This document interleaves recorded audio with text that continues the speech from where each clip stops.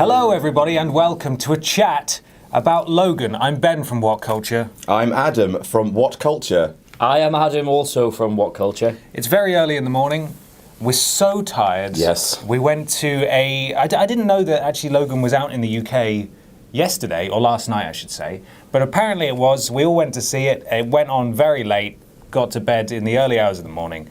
And here we are. We're going to come and talk about it, though. Yeah, we're going to review the crap out of the bloodiest, most depressing, gritty Wolverine, Marvel, superhero, take your pick, movie ever made. It's up there. I mean, if we're comparing it to dark films, I would say it's probably it's on a different level from The Watchmen, which obviously is a very dark film, but this is just oppressively, emotionally battering. It got the highest ever ratio of oh my moments in a film. You know, we just quietly go, oh to yourself. Just like, oh goodness. Yeah. That's bad. Not like bad as in quality-wise, but just like, what a wretched time everyone's What having. a horrible thing that's happened to this character. It's incredibly R-rated. It's like the first of the barrage of R-rated movies that's going to happen now that Deadpool was a thing. Yes. And it's incredibly R-rated.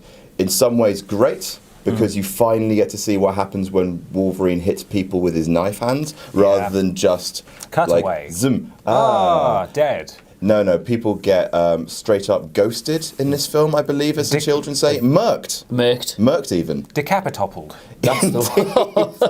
There's a scene which we shouldn't really spoil where... We are going to talk about spoilers, but there'll be a big warning. We're just going to talk generally to But there's a scene, I'll try and talk around it, where Wolverine puts his claws through the heads of men. Oh, yeah.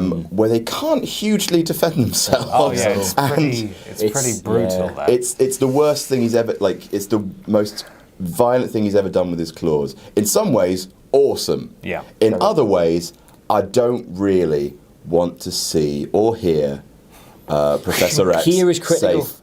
I don't want to hear Professor X say Like, for me, that's not a grown-up film. That's what happens when a teenager's parents go away and they're like, we're going to be grown-ups for the weekend, and they throw a massive party and vomit everywhere. Let's talk generally to start with. And I just want to say that, and I've looked up her name, Daphne Keane was fantastic. Is that the Ween? That's the Ween. She was fantastic as Laura. Absolutely. In the film. She was phenomenal. Obviously, the trailers imply that she doesn't really speak, and I think without speaking, she was incredibly powerful. Turns out her dad's an actor as well. Stage school brat. Kind of. Nothing wrong with that. But No offence, Adam. No, I'm here. It's going to be okay. I made it work. It's going to be okay. So I thought she was fantastic. I thought old Hugh Jackman was also very good. Allowed himself to show some dynamic range as a Wolverine. It's his best Wolverine. It's possibly Patrick Stewart's best Charles Xavier. You think? F-bombs and all that you don't like? I think, the F-bombs got to me just because the film is so relentlessly bleak. Like, right. set in the scene, it's like 11, 12 years in the future. 2029. 2029. I believe is what they said. Jesus, that's not long. No. The world goes bad quick. The film was written and shot before the current White Houseman. Did we all enjoy the Mexican border wall? Yeah, the Mexican border wall is in there. Everything's bad. Wolverine is drinking all the time. He's holed up with Charles Xavier. He's not healing like he used to. He's still getting into scraps despite trying to work low-key as a limo driver? Yeah. Someone flashes their boobs at him. He's not having a good time. There's a bit boobs where in it. there's like college kids shouting USA as they drive along the border wall. It's so relentlessly bleak. Well, we must say before we go anywhere that despite the fact that this 2029 bleak future doesn't seem too far away, obviously this X-Men timeline is really, really confusing. Yes. We have no idea. And even though it's technically only been, 20 in-universe years since Last Stand, or whenever that was meant to take place, all of those films were retconned with what's it called? Days of Future Past, and then we haven't actually had an X-Men film set in that intervening time, so anything could have happened, and we don't know what it is, really. Yeah. We've seen the film, so we've got all the pieces to play with here, and we haven't a clue where it's set. We're still trying to piece together what has happened in that meantime. I think official canon is Days of Future Past ends with bright, happy, lens flare future, yes, where Wolverine's walking around the manor, being like, "Oh hey, Halle Berry, you were in this film, I guess. Famke Janssen, no way." Is that how that's pronounced? Famke, yeah. I've always wondered. Famke. No one ever talks about her out loud. You can't. Famke, you mustn't. Famke. If you do, no, don't say it 3 times. No. Yeah, Wolverine does his high five tour of the school, and then 15 years later, everything's something bad happens. Yeah. Trump. Basically, yeah. Kind of, although there's a bad guy that's introduced who's not even the one who's been shown in all the trailers. I can't remember what his name is, but the guy in Narcos. Yes. Who's excellent in Narcos, actually. I liked him in that. Excellent and he's in this. He's great in this, really good. He's like X-Men really Solence in this. Get Out. He's really horrid. Like, you really don't like him. He's a bit slimy and creepy, and he's proper like southern. Oh my, I will enjoy this mint julep as I slowly strip the bones from your body. Yes, you've got range. We know. Let it go. He was excellent as just a sinister southern dandy, though. Yes, I quite liked it. He was. With his robo hand. Now, before we go to Spoilerland, what were your takeaway thoughts when you were walking home in the dark through Newcastle at 1:30 in the morning? I liked it. Oh, I thought it was a proper attempt at a coherent, thematic, character-driven story, which often isn't the case with X-Men films. It was also really tiring because it was constantly. It's so bloody, it's so violent, it's so sad. There are so few moments of joy that I found it a bit relentless. Maybe because we watched it late in the evening. I don't think that helped. That's I think that's something to take into consideration here. the joy point's a weird one because, I mean, maybe the three of us are dead inside, but everybody around us in the cinema seemed to find really weird parts of it hilarious. Oh yeah, there was we were genuine surrounded by belly people laughs. who were laughing at like the most intense graphic violence, and I was sat there thinking, "Shut up!" We just kept looking at each Shut other, up. going, "Is this funny? Are we meant to be laughing? Are I we thought wrong?" this was serious and dark, and There are points where characters died who we care about, and they were just like, he got killed. Look at him expressing emotions. Whoops. Stab a guy in the face, more like. Yeah. So, yeah. It goes without saying it's the best of the standalone Wolverine films. By far, it feels a little bit like the tip of the iceberg. You're wrestling with something movies. here, Adam. You're wrestling. Say it. Did you ever read 90s comics? No. 90s comics are no fun because everyone is just like all the time and like I'm drinking and drugs and get away from me, Dad, and just Bust the microphone. And Ben. and government agencies and like concentration camps. It felt like that. I don't want to go back to 90s comics That in my did sound superhero like how films.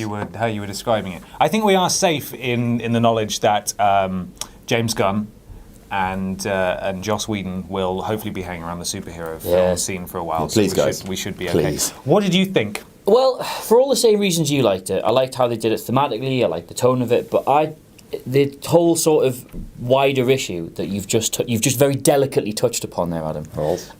I actually really liked because I'm so sick of superhero films. The world is in peril. Here are some great characters who, if they could only overcome generic personal strife, could save the day. And the whole way through this, I was like, Jesus, this is horrible. I kind of want them all their suffering to come to an end, but I kind of know how it might, so that might be terrible. Yeah, it's a unique film, and like, if anyone's going to get this kind of horrible treatment, it should be Wolverine. Do you remember when he is an R-rated remember when character. you first saw Batman Begins, and you were like, "Whoa, this isn't like a superhero film. This is cinema. Wow, there's all sorts of things going on here. I love it." It was kind of like, it's not the same kind of film, and it doesn't overlap at all. But it was that same kind of feeling when it was about 20 minutes. I was like, Jesus, I've never seen a film like this before. I've never seen a film that takes superheroes and, you know, characters who... I mean, I still associate Wolverine with that stupid yellow costume from the cartoons on Live and Kicking. Yeah. That's still how I see Wolverine. And here's that exact same character.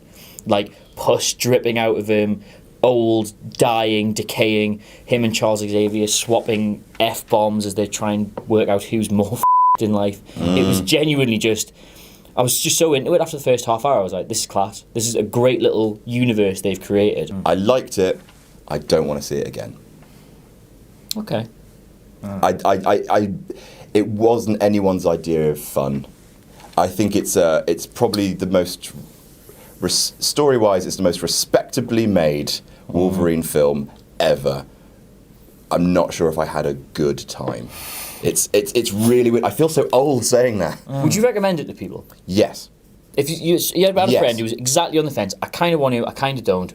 Should I go see this? Would you say? Definitely, it's a risk, and I think it's the sort of risk that should pay off. I do agree with you that I think superhero films have entered into like a bit of a formula, and I do think this is a different kind of superhero film, and those kind of things should be made. I'm still feeling a wave of very... Whoa now. A wave of very complicated emotions regarding this film. Because it ended, the film...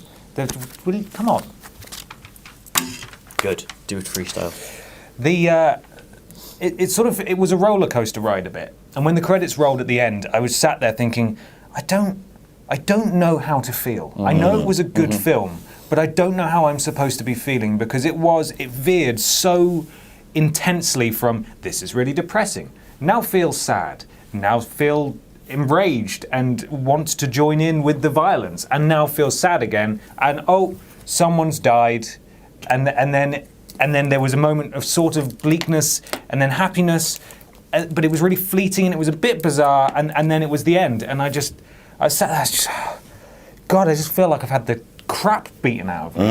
I don't know how to feel about this. I think you're right. I don't want to see it again, but I'll gladly watch or read material that people produce on the internet to further explain what the hell is going on, because there's a lot of questions that I've written down, some of that we'll talk about in a second, that I just want to know the answer to, because it wasn't raised in... I've just watched John Wick Chapter 2, whatever it's called, over the weekend, and I feel like their weird little mythology of, hey, there's a secret underground continental rules. Exactly, and the little coins that everyone uses and stuff, that's used and referenced in such a brilliant way, in that I don't want to know the absolute history and secrets and how that all works. I think the mystery of it is perfect in what they've shown. Whereas this, they showed slightly too much of characters, of backstories, of things that may or may not have happened, that I have loads of questions, and that is what's playing on my mind more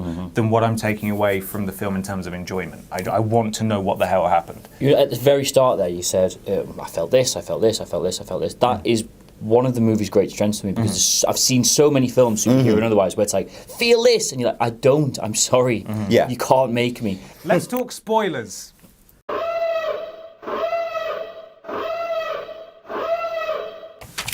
Back to the notepad now, fellows.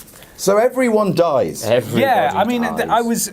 In the trailer, they showed that they'd buried someone. It was like, well, I wonder who that's going Well, to that's be. obviously Charles Xavier, so it can't possibly be Charles Xavier. Or could it? It was It's Charles Xavier. It was all hope I had that he was burying in the trailer.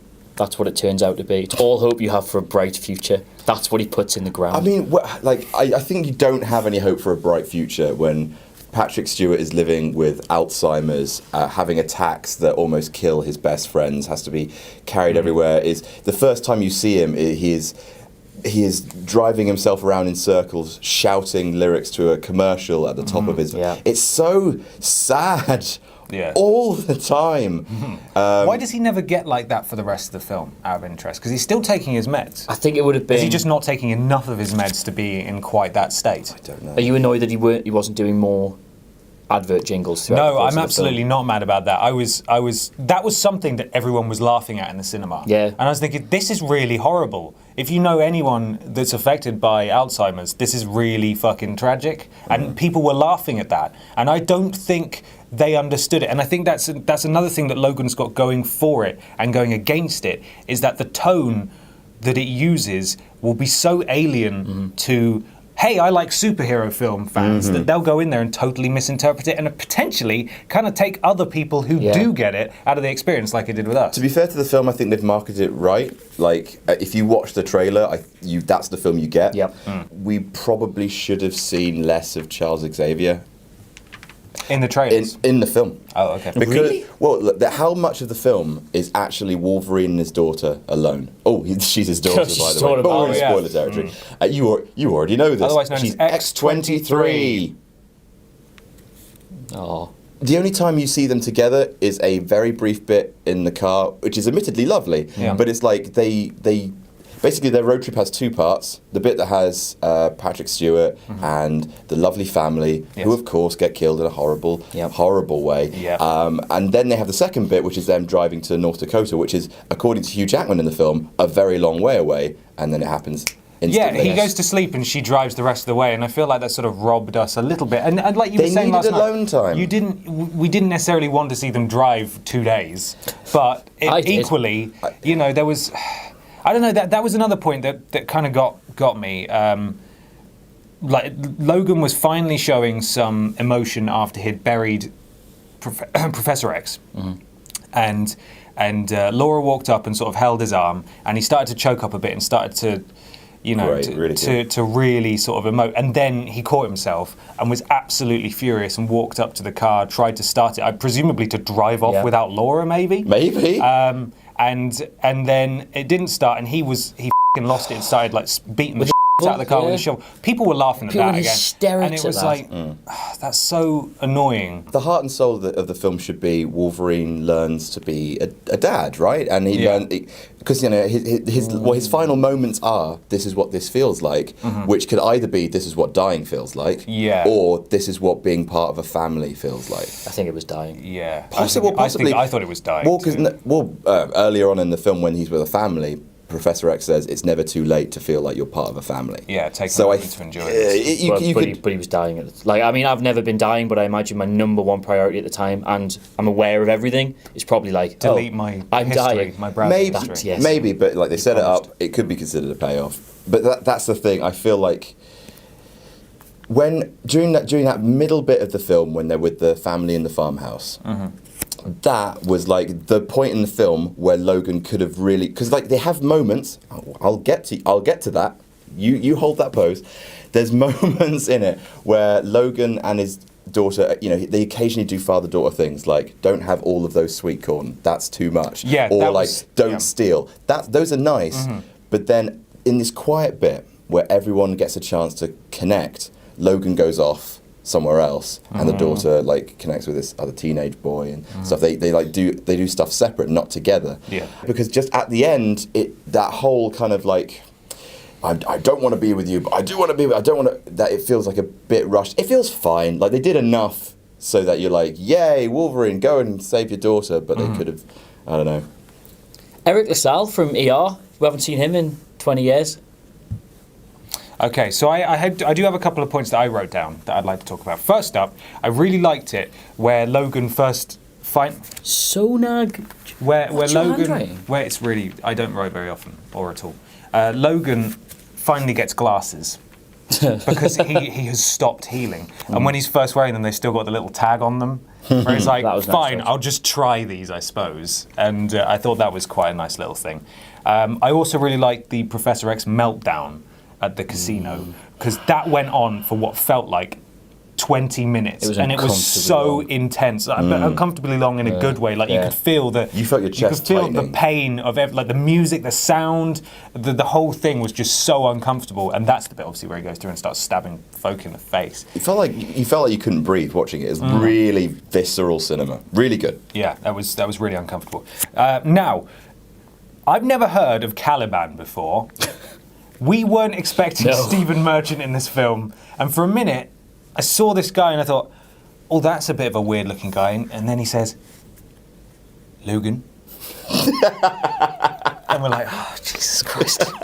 It's not even just that it's Stephen Merchant, it's Stephen Merchant playing Stephen Merchant. I know. Just in this universe, Stephen Merchant happens to be a mutant. Stephen Merchant is not an album. albino guy who is incredibly dour all the time. Stephen Merchant's quite upbeat. He's not the Stephen Merchant from like Extras Well, Logan, or The Office. I can't help you if you won't talk to me, can I? Logan, He sounds like he's from Bristol. Okay, that's it.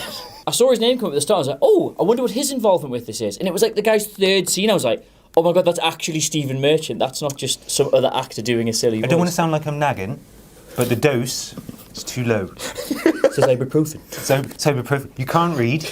You're not healing like you used to.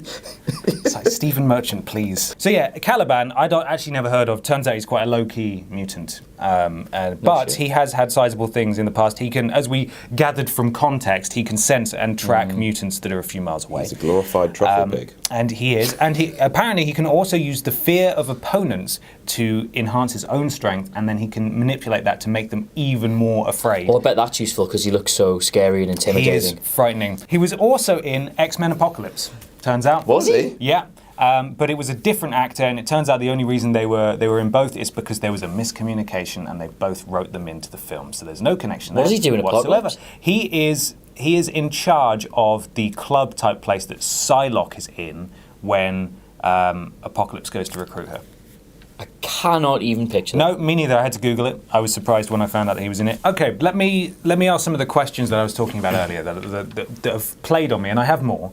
Okay. But it's just where they showed slightly too much of the world for me not to be interested in what the hell happened, rather than sort of just them trying to run away from this, I don't know, PMC kind of deal that's going on. Don't really know who they are, but they seem to be a spin-off of whoever was causing issues for Wolverine originally.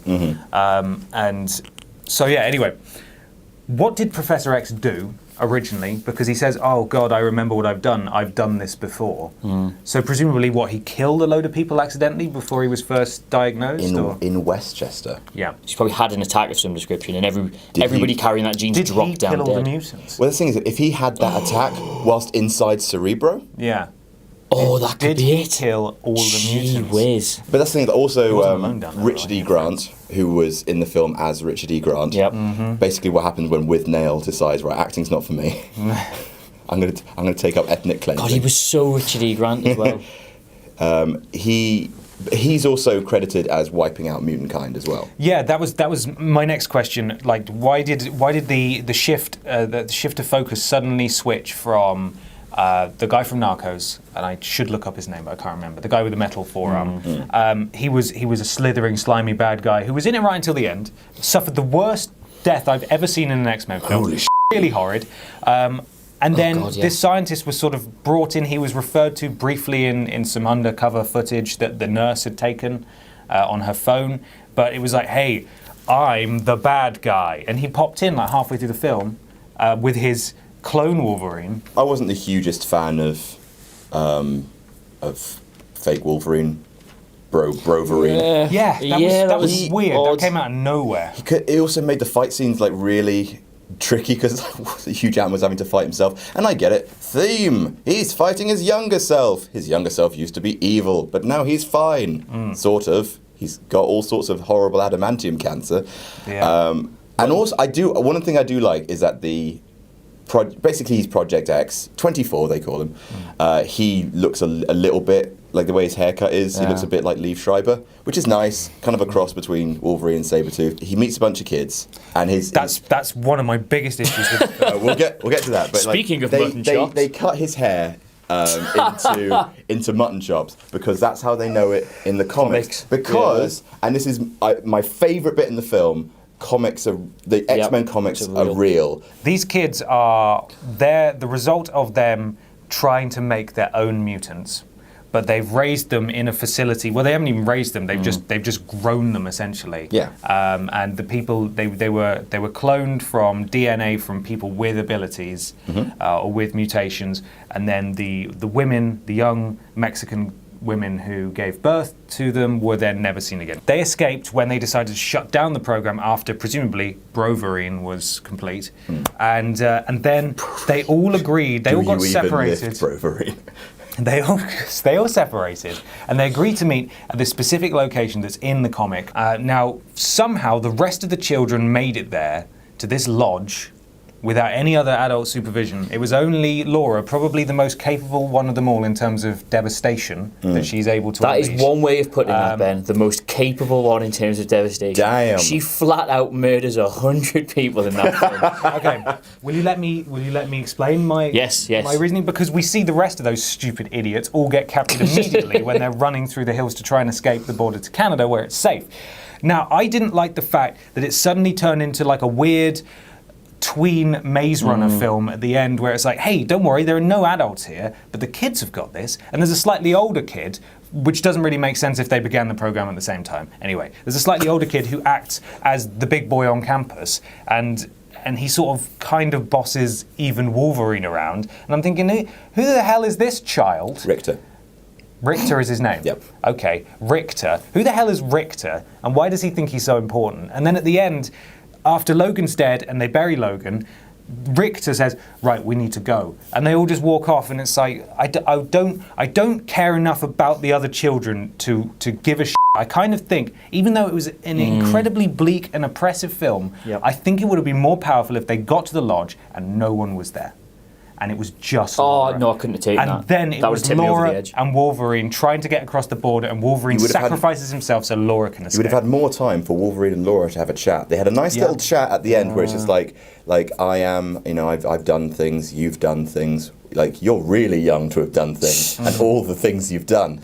And I think a few little more chats like that, because at the end he says, "Don't be what they made you," and which is a really nice kind of close off to Wolverine as an entire character. But yeah, I think you are right.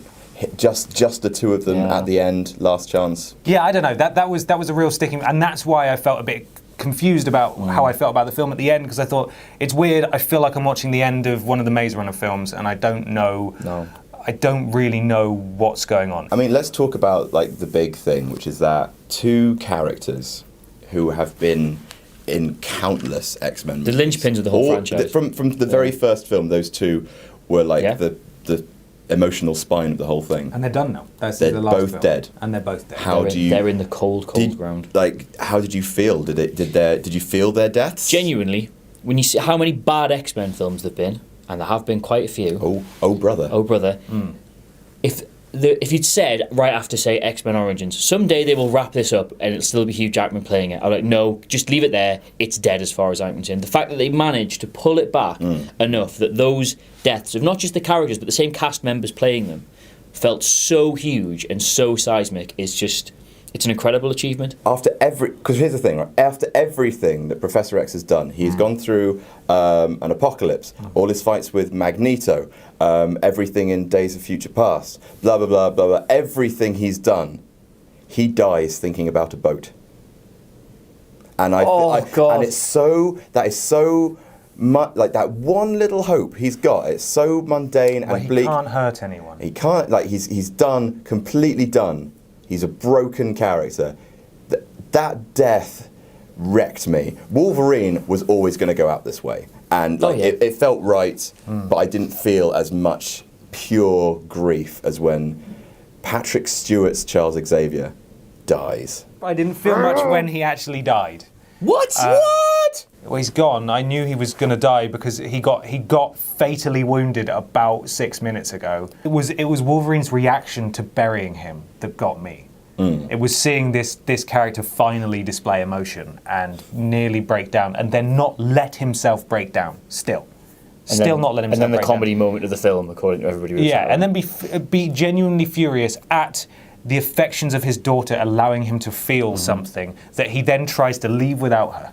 Is this film worthy of the current mid-90s Rotten Tomatoes score it's got?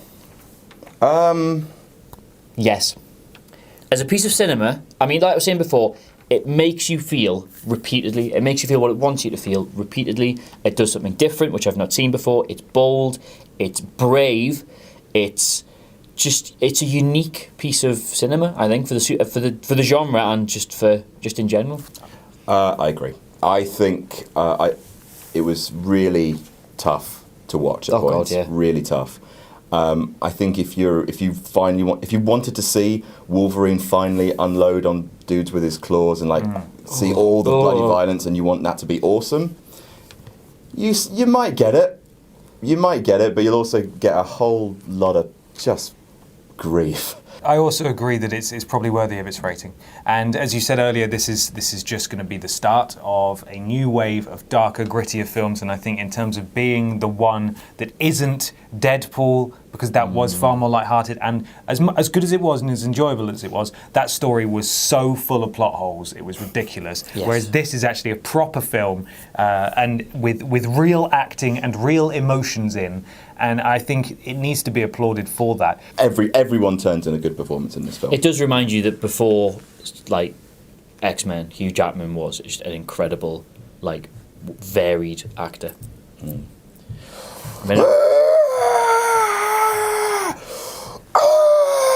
Well, we hope you enjoy.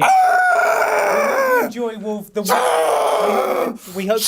We hope you enjoy Logan when it comes to cinemas at the end of the week in America. It's out now in the UK and probably the rest of Europe as well.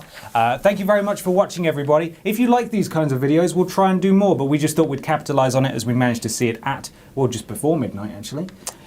So yeah, we can do more of these if you like on the big films that the nerds love. And remember, the biggest thing you can take away from this film, the moral of the story is, don't get shot by a yacht.